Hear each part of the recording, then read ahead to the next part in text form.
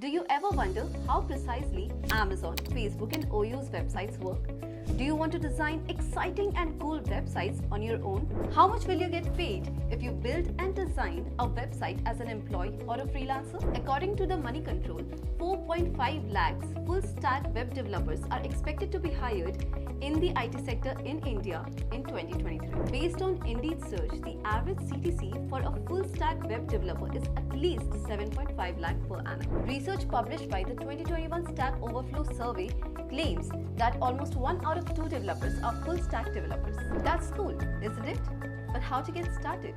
Don't worry, Dhruvon got you covered. With Dhruvon, you will get an easy-to-follow career path that will help you achieve the right set of skills for jobs at the highest paying company.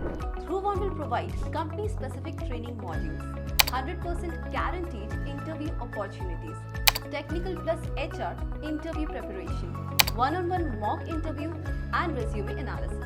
Get a chance to learn from the international IT experts and grab highest paying jobs in India.